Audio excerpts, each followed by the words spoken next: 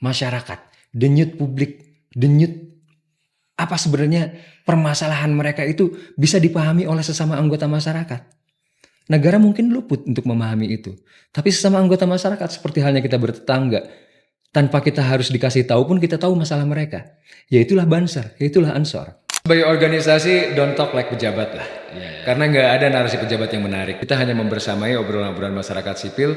Dan obrolan-obrolan masyarakat ini yang justru lebih renyah untuk dikunyah.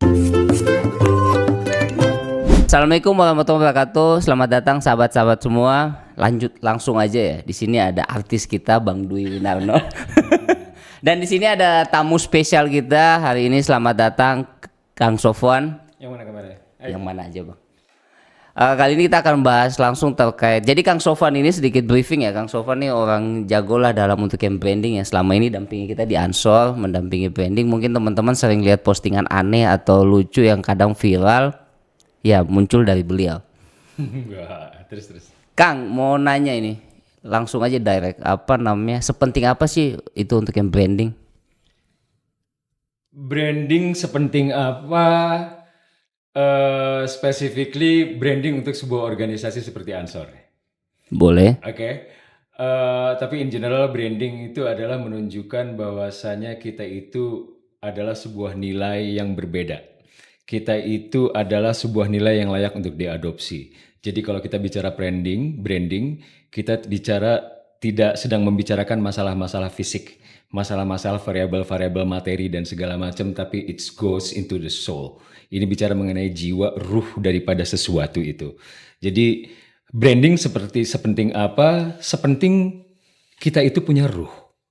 Sepenting kita itu punya sebagai konsep individu atau organisasi, sepenting kita itu punya nilai yang khas. Dan kalau kekhasan itu tidak ada di kita atau kekhasan itu tidak dilihat oleh publik, maka keberadaan kita itu jadi bias di dalam kalau dalam konteks komersil itu adalah pasar, kalau dalam konteks sosial itu maka kita itu menjadi bias posisinya di perspektif publik. Jadi sepenting apa brand itu? Sepenting kita punya jiwa.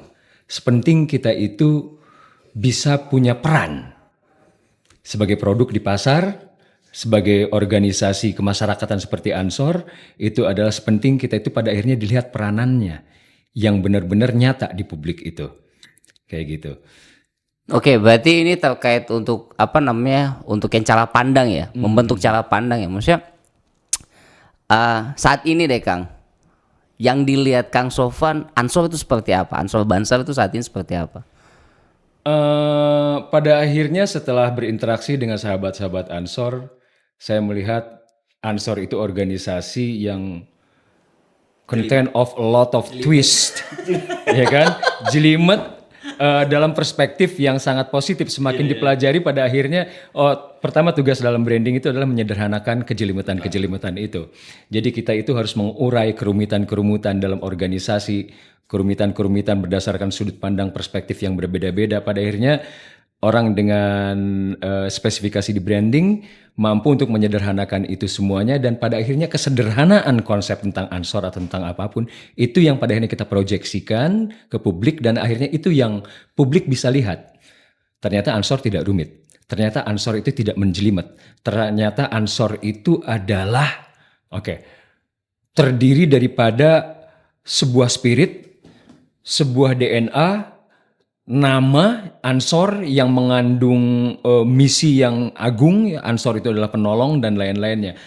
Jadi pertanyaan tadi apa, Bib? Seperti apa maksudnya kalau untuk Kang Sofwan sendiri melihat Ansor seperti apa? Pada akhirnya setelah berinteraksi dengan sahabat-sahabat Ansor, saya melihat Ansor itu punya potensi untuk berperan sangat-sangat signifikan.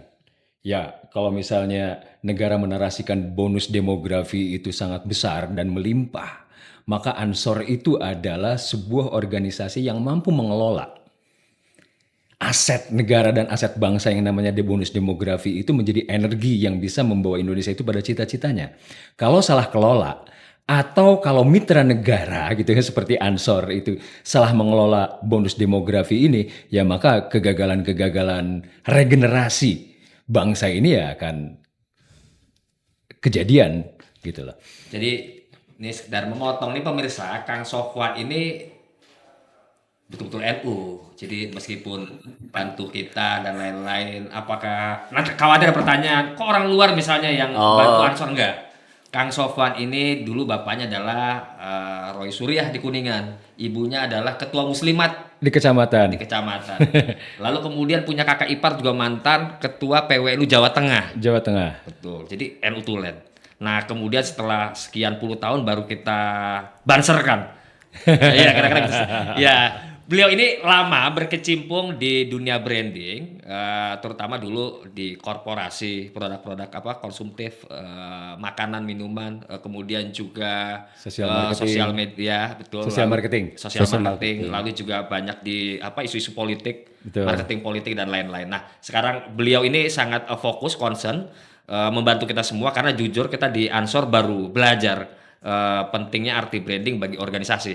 Pertanyaan berikutnya nih Kang, yang perlu mungkin setelah kan sudah sekian bulan ya, tadi mulai sedikit tahu sampai X, ini tinggal lihat sama Z aja nih. Y dan Z belum nih, baru sampai X nih. Kira-kira gitu. Masih ada 2 yang rahasia yang belum kita Kang Sofwan. Nah Kang, kira-kira kalau branding kan dia ingin menanamkan sesuatu ke benak orang soal brand itu sendiri. Misalnya kalau brand X itu, saya akan berpikir tentang brand X ini sesuatu yang diyakini, kira-kira begitu. Maka dia akan yakin terus, maka dia mau membeli. Nah kalau organisasi kan mungkin akan berbeda ya. Mungkin saya ingin makin loyal, makin punya keinginan besar untuk berkhidmat kalau di Ansor bahasanya kan. Nah apa yang pengen ditanamkan kalau ke sisi internal bagi kader itu impact-nya apa? Brand apa yang dibentuk? Yang kedua dari sisi eksternalnya bagi orang luar non Ansor, kira-kira apa yang pengen ditanamkan? Oke. Ya pertama, aset utama daripada brand itu adalah hal yang genuine. Hal yang benar-benar otentik. Jadi konteks dalam brand, modal dasarnya we don't fake anything. Kita tidak memalsukan apapun. Perspektif saya sebagai orang yang melihat Ansor adalah organisasi yang sebenarnya punya daya ubah besar. Karena nilai-nilai keaswajaan yang mengajarkan kita untuk menjaga keseimbangan dan lain-lainnya, terus menjaga keadilan, untuk bertawazun dan segala macam, itu adalah aset terbesar Ansor dan kejujuran yang terkandung dalam Ansor. Jadi we don't fake anything about Ansor. Terus pada akhirnya gitu kan, apa sih yang sebenarnya kita lakukan dengan branding? Branding itu bukan sebuah narasi. Branding itu bukan logo, branding itu bukan headline, bukan tagline dan lain-lain. Pada akhirnya produk akhir daripada branding itu adalah budaya. Budaya yang sebenarnya gitu kan kita gali dari nilai-nilai yang kita yakini. Dalam konteks Ansor itu adalah keaswajaan. Ya kan? Kemudian bagaimana kita berinteraksi dengan ulama-ulama pini sepuh dan segala macam dan sisi-sisi kepemudaan kita. Jadi branding pada akhirnya hidup dalam format apa? Dalam format gesture and attitude. Gestur kita bermasyarakat. Attitude kita dalam merespon fenomena-fenomena sosial, fenomena ekonomi dan politik dan segala macam. Jadi saya melihat sekarang Ansor tidak sedang memalsukan apapun. Ansor seperti yang kita Ansor seperti yang tercatat di dalam sejarah patriotismenya sejak dia lahir dan segala macam. Sekarang kita tinggal menemukan konteks patriotisme apa yang bisa dilakukan oleh Ansor di zaman di mana perjuangan itu tidak lagi menuntut perjuangan fisik. Sekarang republik ini, bangsa ini memerlukan perjuangan-perjuangan intelektual, perjuangan-perjuangan konkret untuk mengentaskan permasalahan-permasalahan di mana penjajahan tidak lagi berbentuk agitasi militer, tidak lagi berbentuk imperialisme satu negara atas negara lain. Jadi gitu kan, pada akhirnya brand Ansor atau gesture dan attitude Ansor, patriotismenya pada akhirnya sekarang menemukan wadah dalam konteks-konteks yang relevan. Katakan, tantangan kita apa yang terbesar sekarang? Kesenjangan. Di situ Ansor ada. Ketum kita udah mengatakan bahwasanya ini adalah periode di mana toleransi ekonomi itu menjadi agenda besar kita. Karena cita-cita daripada bangsa ini merdeka sesuai dengan ajaran Aswaja pun mengatakan gitu kan, bahwasanya kehidupan ini akan berjalan dengan harmonis ketika kesenjangan terkikis. Jadi toleransi ekonomi buat aku sekarang itu adalah etos branding Ansor yang paling relevan. Ya kan gini Kang ya, sedikit menyela. Kan kalau orang beli minuman itu kadangkala yang dia lihat bukan harganya, Ya, tapi brandnya. betul. Jangan disebut ya Bang ya. Ya, Namanya jangan sebut betul. ya. Yang dia tuh ada brandnya. Kenapa? Karena mungkin karena dengan brand itu dia yakin bahwa minuman yang diminumnya tidak akan membuat dia sakit tenggorokan dan lain. Karena dia yakin kualitas airnya itu contoh. Jadi orang kadang-kadang nggak lihat soal harganya tapi soal lihat brandnya. Atau kalau dia punya uang terbatas dia akan pilih the second layer brand. Kadang-kadang gitu Iya, kan. iya, iya. Yang menurut dia tetap berpengaruh untuk kesehatan dia. Nah, apa yang perlu dipertahankan Kang atau perlu dikembangkan supaya orang misalnya tertarik masuk Ansor karena dalam benak dia akan teringat, oh ya kenapa saya pilih Ansor bukan organisasi kepemudaan yang lain misalnya gitu. Oke. Ya. Apa brand yang perlu dipertahankan atau dikembangkan Kang? Ini aku mengatakan bahwa seandainya usiaku Iya. masih sesuai untuk punya KTA Ansor, Iya. I'll be Ansor. Dan no substitution for Ansor. Tidak ada penggantinya untuk Ansor. Oke, aku tidak akan mengganti Ansor, mengganti Ansor dengan organisasi lain kalau misalnya aku nggak menemukan. Tadi, no substitution for Ansor itu apa yang tidak bisa tergantikan dari Ansor. Apa yang membuat Ansor itu distinct, apa yang membuat Ansor itu tidak bisa digantikan oleh organisasi yang lainnya. Aku yakin bahwasanya semua organisasi itu ADART-nya mengatakan hal-hal yang baik. Tujuan-tujuannya itu menjadi haluan untuk mengarah kepada kebaikan. Tapi Ansor itu akan menutup sebuah lubang atau lubang-lubang yang tidak ditutup oleh yang lainnya. Karena gimana pun juga bangsa ini adalah bangsa yang gotong royong. Teman-teman di organisasi lain menyelesaikan permasalahan apa, punya agenda apa. Dan Ansor punya agenda besar apa untuk ditutup, untuk menutup lubang apa. Ya, dalam konteks keansoran sekarang ini adalah energi muda. Dan saya melihat berinteraksi dengan manusia-manusia Ansor yang berorganisasi itu karena panggilan ideologi, karena panggilan keresahan, bukan keresahan individu tapi keresahan kolektif gitu. Dan yang tidak bisa tergantikan oleh Ansor sekarang itu adalah patriotismenya dalam menjaga. Satu hal yang sudah menjadi tradisi Ansor itu adalah toleransi. Nah, sekarang toleransinya itu sekarang menemukan wadahnya. Menemukan satu hal yang sangat relevan. Betul. Momentumnya. Di mana ada isu Gini ratio yang melebar dan segala macam. Kata-kata toleransi ini yang hanya aku bisa temukan di Ansor. Dan toleransi ini sekarang Ansor dengan yang tidak pernah berhenti berkontemplasi, konteksnya itu. Ini adalah the learning organization karena dalam keaswajaan itu menuntut kita itu untuk terus mendewasakan diri sesuai dengan keadaan. Ansor bisa mengextend, bisa melebarkan, bisa membuat wadah toleransi yang sangat luas. Dia mewadahi toleransi beragama dan kini toleransi ekonomi aku rasa satu hal yang paling urgent.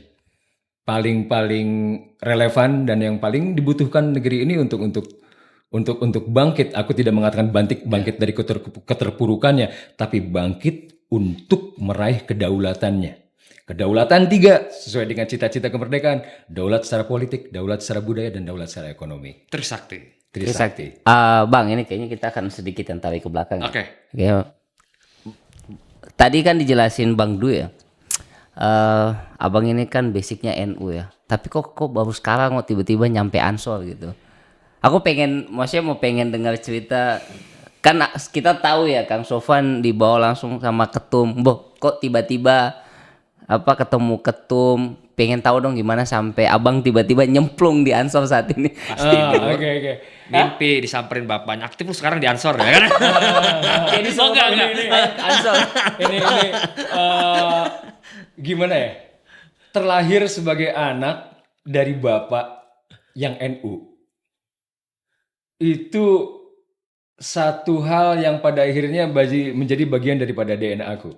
Dan satu hal yang menjadi bagian inherent dalam diri aku yang itu menjadi sebuah nilai keluarga itu adalah sangat tidak suka dengan diskriminasi. Kita hidup itu dalam tatanan yang sangat egaliter dan segala macam. Kita tidak diskriminatif terhadap perbedaan-perbedaan.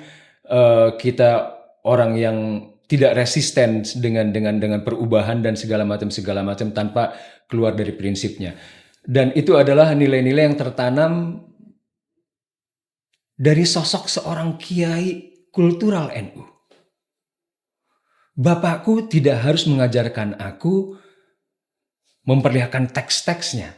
Karena apa yang bapakku tunjukkan dalam keseharianku itu adalah teks ke-NU-an. As they said gitu kan. Children doesn't learn from what you say, but learn from what you do. Kalau kita belajar dari apa yang dilakukan oleh Bapak. Aku rasa ke-NU-an itu satu hal yang aku hirup dalam nafas gitu loh. Ke-NU-an itu aku tidak harus belajar melalui teks. Ya sampai akhirnya aku masuk ke pesantren, lulus dari pesantren, lantas berinteraksi dengan dunia metropolitan, dan yang bisa menjaga aku untuk tidak misalnya hanyut dalam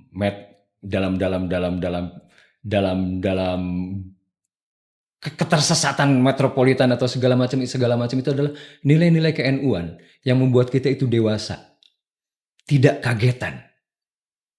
Kita tidak kaget dengan fenomena, tidak Itu kaget. toleransi, tidak kagetan. Yes, Toleransi aku rasa itu wajar tidak wajar. kaget. Itu adalah ekspresi daripada toleransi itu kita tidak kagetan. Tidak kagetan. Ya, kita tidak kagetan untuk mengadopsi sesuatu. Iya. Tapi di satu titik juga kita tidak kagetan untuk langsung bereaksi keras terhadap sesuatu. Betul. Jadi itulah yang katanya tasamuh. Itulah yang dikatakan misalnya kita itu mutawassit. Kita berdiri di pertengahan. Itu adalah tidak menjadi manusia yang kagetan. Dan aku rasa aku dan NU itu bukan ikatan formal. Tapi itu satu hal yang klop secara natural. Satu hal yang klop secara aspirasi dan ideologi. Ya karena lagi-lagi apa yang membuat aku bertahan, tidak lantas menjadi manusia metropolitan yang kagetan, atau tidak menjadi orang kampung yang kagetan dan segala macam, karena nilai-nilai ke-NU-an itu. Berarti memang takdir sih. Singkat ceritanya takdir ya. Ya sama seperti aku, abahku nggak nyangka aku tiba-tiba aktif di Ansor NU karena Habibku, kakekku dulu di rumahnya ditaruh bendera NU, makan gak makan tiap hari cuma lihat ya Allah ya Rabbi Nadatul. Cucunya yang nyemplung di Ansor. Kayak takdir kayaknya tiba-tiba ketemu Bang Dwi. Tapi abang pernah nyangka nggak tampang-tampang Ansor tuh kayak gini? Maksudku tadi Iya. Enggak, ini anomali. Ini tampang anomali nih. Enggak umum di Ansor. Di Ansornya begini rapi-rapi. enggak juga sih. Iya. Aku rasa ini yang menunjukkan ini. Yang muncul di publik tentang manusia NU seperti apa itu adalah manusia-manusia strukturalnya. Oke. Bicara tentang usia, mereka lebih sepuh dan lebih dewasa. Kemudian secara atribut fisiknya dan segala macam jelas gitu kan. Kekiaian itu ada standarnya. Kemudian kegusan itu ada standarnya dan segala macam. Tapi pada akhirnya NU itu bermasyarakat. Dan ya ini bukan satu hal yang aneh. Itu juga menjadi bagian daripada brand NU ya. Pada akhirnya NU itu yang namanya toleransi, bertoleransi juga secara fashion. Betul.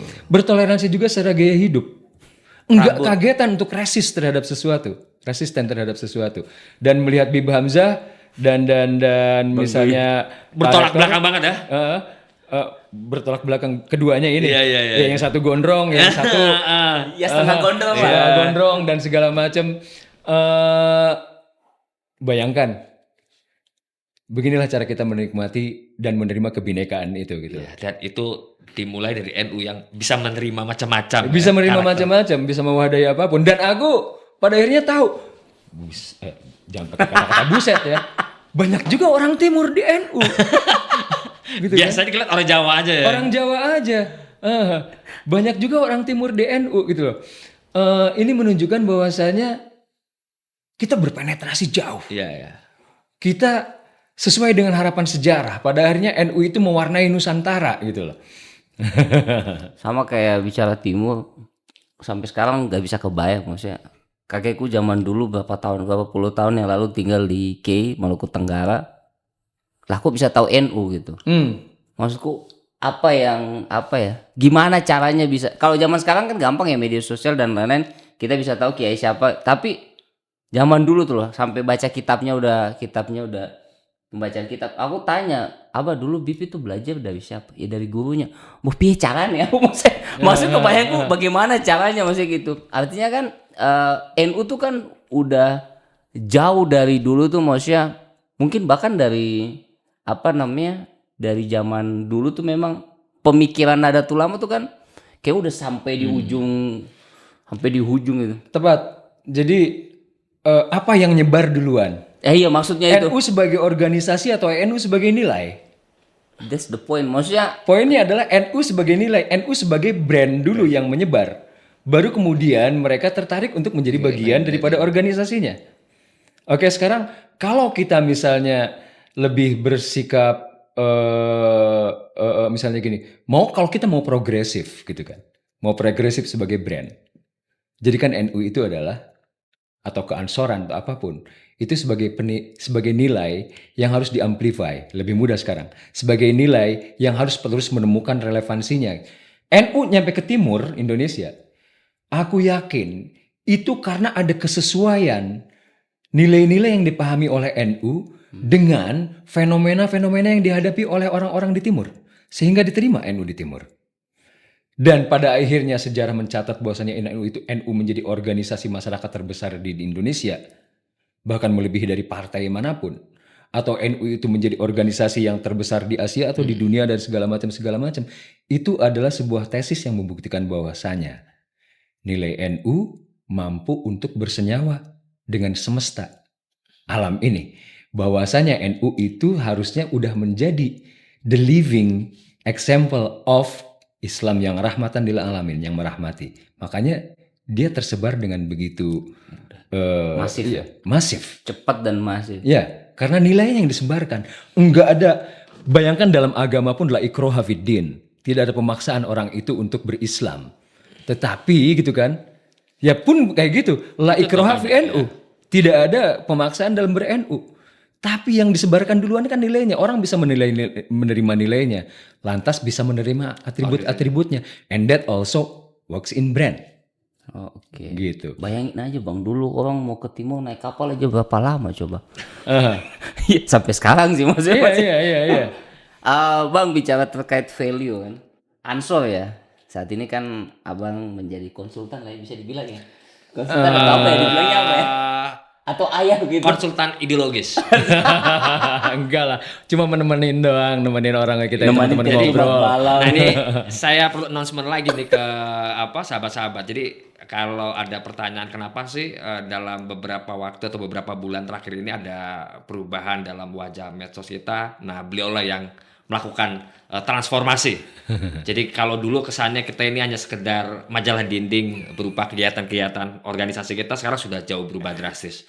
Kita bisa mempromosikan ide-ide kita dengan baik, bisa menularkan gagasan-gagasan besar kita melalui isu-isu yang sedang tren, dan tetap mempertahankan karakteristik kita. Nah itu nggak hilang sebetulnya. Jadi kalau ada pertanyaan kenapa berubah, ya inilah the main actornya. No. Gitu. Terus apa lagi nih? Ya Bang Hamzah? ibaratnya berarti ini untuk yang coachnya. Kalau bicara di bola, di basket lah kan, ini beliau kan basket ya. Iya. Kalau Bang Sofan ini lebih kepada coachnya apa untuk yang playmakernya Bang? Zaman main sih ya. Oh, Posisinya beliau kalau dalam sosiologi disebut agensi. Ini perspektifnya beda lagi. Iya, agensi orang yang melakukan perubahan. Perubahannya. Iya. Mentransformasi, transformer. Bayangkan kita mengubah sesuatu yang tidak ingin diubah. Iya itu Jelas susah, nggak bisa berubah. susah banget itu. Oke. Aku berada di sini itu karena terundang oleh sebuah organisasi yang ingin mengubah interaksinya dengan publik tanpa mengubah nilainya. Ingin mengubah ekspresinya di depan publik tanpa mengubah jati dirinya. Berarti how to communicate ya. It's how to communicate, dan ini juga harus the call is from the organization. not from me. Aku bukan pengubah. Iya, ya. Tetapi organisasi ini pingin mengubah dan pingin relevan. Pingin kembali menggali nilai-nilai dasarnya. Aku hanya membantu nyangkul bersama teman-teman nilai dasar ke ansoran Membantu itu apa? Menyederhanakan tadi. Semua Menyederhanakan tadi. Kejelimetan. Jadi Iya. sesuatu yang bisa diterima publik secara... Iya, karena kita pada akhirnya saya rasa fitrahnya manusia itu berhidup dalam kebingungan. Tidak bisa memilah mana yang waste, Iya, ya. mana yang gold. Aku hanya menggali teman-teman, membantu di sini teman-teman untuk nyangkul sampai akhirnya kita menemukan harta karun kita apa. Berarti kalau ibarat bola nih yang tukang cari itu tuh yang talenta-talenta terbaik. Apa sih namanya? Talent scout. Nah itu talent scout. Dia talent scout. Tapi Kang, maksudnya branding itu kan kita bicara komponen branding ya. Maksudnya kan selama ini kan sahabat-sahabat sudah mulai ikut itu, mulai ada apa kanan atas flyer kan aku udah mulai ikut dari PW, PC. Itu berarti salah satu komponen. Maksudnya kita bicara tentang komponen branding. Komponen branding itu apakah cuma terkait the idea yang pengen ditanam? Apakah ada yang lain juga? Maksudnya komponen branding itu apa aja? First, kalau kita bicara mengenai branding, modal utama itu big idea. Ide besarnya itu apa? Ide besarnya untuk siapa sih? Bukan ide besar untuk bersikap utopis. Ini adalah ide besarku. Ini adalah aku. Tapi ide besar yang benar-benar bisa menjawab aspirasi publik pingin kemana. Ya, misalnya kita pada akhirnya brand itu terekspresikan, makanya kita kembali lagi ke awal bahwasanya pada akhirnya produk akhir daripada branding itu gesture and attitude daripada brand guardian ya. Brand guardiannya Ansor itu siapa sih? 8 juta anggota kadernya. Leadingnya itu siapa sih? Ya pengurus-pengurusnya dan segala macam. Tapi pada akhirnya ada satu hal yang harus mensimbolkan itu semuanya. Ya. Nah, di sini ngomongin brand assets. Oh, brand asset. Pakai S. Oh, assets. Ya pakai Banyak S ya? kan. Banyak. Banyak. Ya? Oh, iya. Ya, Itu misalnya kayak Mehmet pakai T lah ya. ya misalnya di samping logo Ansor di pojok itu ada bendera Indonesia Raya. Karena kita punya obligasi sebagai organisasi sipil gitu kan untuk membersamai bangsa Indonesia. Oke. Jadi hal itu pada akhirnya kalau misalnya atribut-atribut aset-aset ini dipahami oleh semua, maka itu akan menjadi etos cara kita berpikir. Semuanya harus adil dari pikiran. Semuanya harus lahir dari pikiran dulu sampai akhirnya pikiran-pikiran itu, konsep-konsep itu pada akhirnya menggerakkan etos kita kesehariannya. Bahwasanya kita melakukan apapun gitu kan, itu adalah untuk kepentingan. Di pojoknya ada bendera Indonesia, adalah untuk kepentingan bangsa Indonesia. Berarti termasuk pemilihan warna, font. Pemilihan warna, font dan segala macam. Oke, aku dalam beberapa konteks I don't do rejuvenation itu secara ekstrim. Misalnya kalau ngomongin rejuvenation secara ekstrim, logo diubah, Bahaya tuh. font diubah dan segala macam. Banyak kopi yang dirubah tuh. Ya kan? Aha. Artinya mungkin ada perubahan nilai dan lain-lain. Lagi-lagi nilai Ansor di sini tidak diubah sama sekali. Tapi gitu kan, bagaimana kita membudayakan nilai Ansor, itu yang penting dalam konteks branding sekarang. Maka rejuvenationnya adalah tidak mengubah logo, tidak mengubah font. Tapi yang dilakukan itu how to make the logo itu cool penempatannya. How to make font Arial yang jadul banget itu menjadi asik lagi, menjadi relevan lagi, menjadi bergaul lagi dengan aspirasi generasi Z dan segala macamnya. Yaitu itu sebenarnya cuma aset-aset yang kita kelola. Ya, tapi apa yang lebih penting dari itu semuanya? Balik bahwasanya Ansor itu bisa dilihat itu dari mana sih? Tidak dari logonya, tapi dari kelakuan, dari cara atau etos kita bermasyarakat. Each of us. Semuanya. Bansernya, Ansornya, Rijalul Ansornya, dan lain-lainnya. Bagaimana bermasyarakat bahwasanya Banser itu adalah serbaguna. Tunjukkan nilai keserbagunaannya. Karena Republik ini penuh dengan serba kebutuhan yang serba, permasalahan yang serba. Makanya nilai keserbagunaan itu yang harus diekspresikan. Ya, yang harus menjadi Kalau kita Banser harus punya headline gitu kan, di highlight oleh media dan harus keluar headline. Headline-nya itu berangkat daripada kata kunci serbaguna. Banser itu bukan milisi-milisi swasta misalnya kayak gitu kan. Banser itu adalah representasi daripada Ansor yang kerjanya itu yang etos masyarakatnya itu adalah menolong. Ya tunjukkan keserbagunaan itu. Karena masyarakat butuh ditolong dalam berbagai macam aspek. Karena negara pun gitu kan, kadang-kadang tidak bisa menjangkau banyak hal. Sehingga butuh instrumen masyarakat, ormas, organisasi masyarakat untuk membersamai negara. Ada Ansar Bagana terkait dengan masalah kebencanaan, ada Ansar Baritim terkait dengan masalah kemaritiman, Banser. dan gitu kan, hal yang lahir dari entitas masyarakat yang organik ini yang sebenarnya hidup di habitatnya masing-masing yang lebih memahami denyut masyarakat, denyut publik, denyut apa sebenarnya permasalahan mereka itu bisa dipahami oleh sesama anggota masyarakat. Negara mungkin luput untuk memahami itu. Tapi sesama anggota masyarakat seperti halnya kita bertetangga, tanpa kita harus dikasih tahu pun kita tahu masalah mereka. Yaitulah Banser, yaitulah Ansor. Ya aku sengaja nggak mau potong sih biar bisa dipotong soft bagus gitu. Jadi kan biar bisa potongan softnya bagus banget loh materinya, ini kayak ini mahal banget ini. No. Berarti memang barisan Ansor Serbaguna itu pengen mengingatkan kembali ya, kata Kang Sofan kan, biar diingatkan kembali lagi bahwa Banser itu kepanjangannya Barisan Ansor Serbaguna. Iya. Itu berarti memang harus diingatkan kembali lagi, diglorifikasi lagi. Kang, apakah branding itu hanya cukup di pimpinan pusat kah, atau teman-teman di bawah, di PW, di PC butuh, atau hanya cukup dia mengikuti di PP, atau dia boleh bisa bisa menciptakan gagasan atau planning dia terkait branding sendiri? Yang datang ke aku itu bukan PP. Yang datang ke aku itu adalah Ansor. Atau aku datang kepada Ansor. Jadi ini berlaku gitu kan untuk Ansor tanpa pengecualian. Jadi ini untuk seluruh entitas, untuk seluruh individu yang bernaung di dalam nilai Ansor. Mungkin maksudnya begini kan, ini kan dalam rangka memperkuat branding ya, bahwa misalnya, kita di publikasi kita di media sosial, kemudian dari speak up atau speech-nya ketum, pidatonya ketum itu konteksnya adalah memperkuat branding yang sedang kita bangun. Nah di bawah juga melakukan hal yang sama, misalnya bahwa ketua PW dia pidato, bahwa PW dia punya tim media sosial, Ya, ada punya kegiatan betul, sendiri, bahwa dia mengelola website, bahwa dia juga berhubungan dengan orang banyak. Nah, mungkin maksudnya itu tadi Kang. Oke, Ya. mengerti. Maksud itu.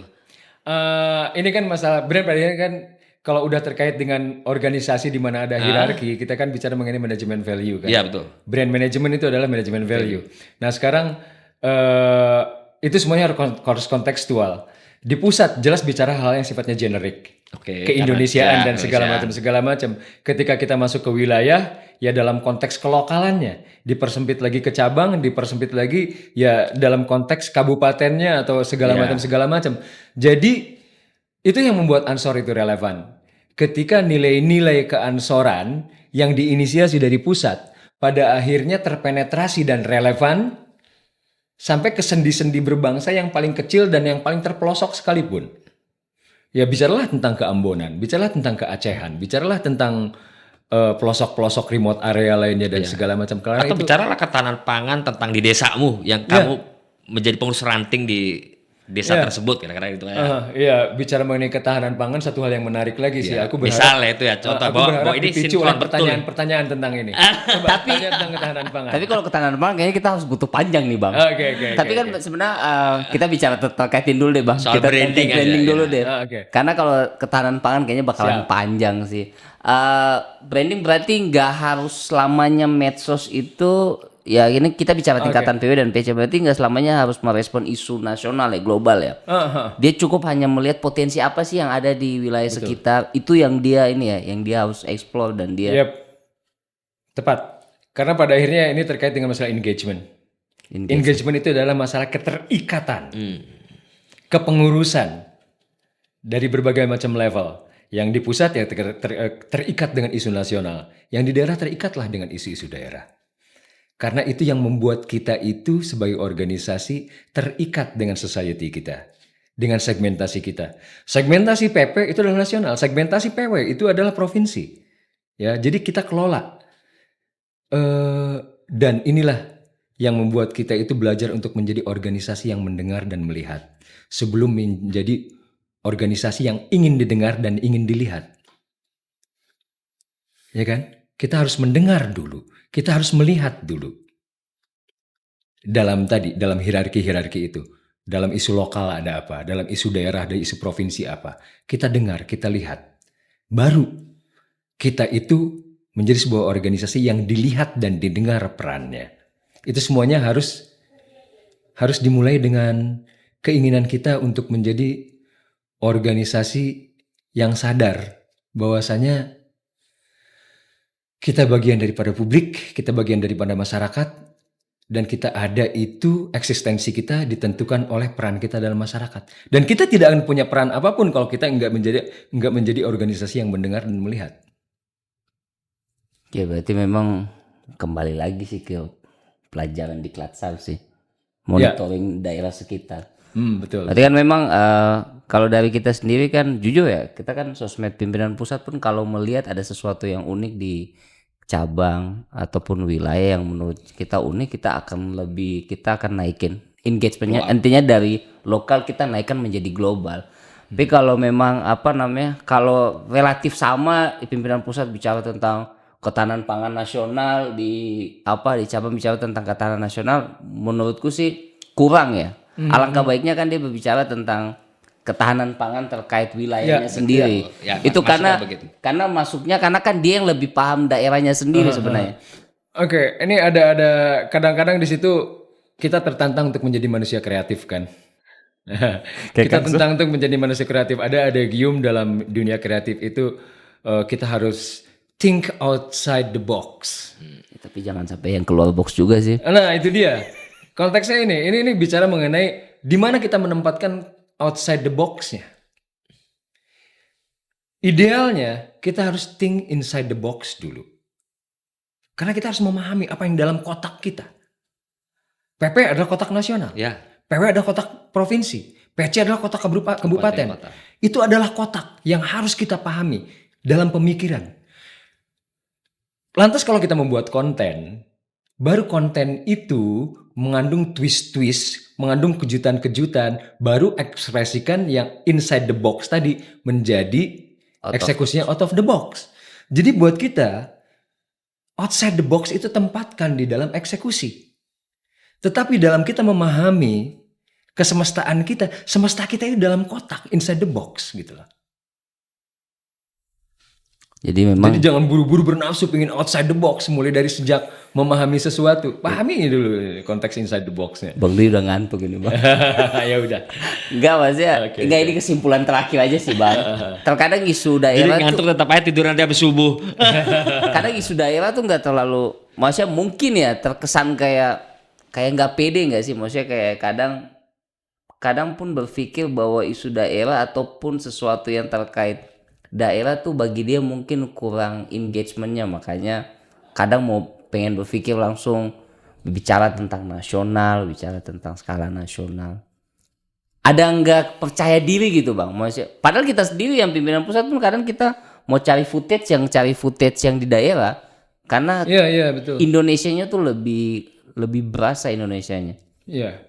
Aku rasa apa yang menjadi habitat pemikiran kita itu adalah pertama kita adalah menemukan cermin yang relevan untuk masyarakat yang kita kelola.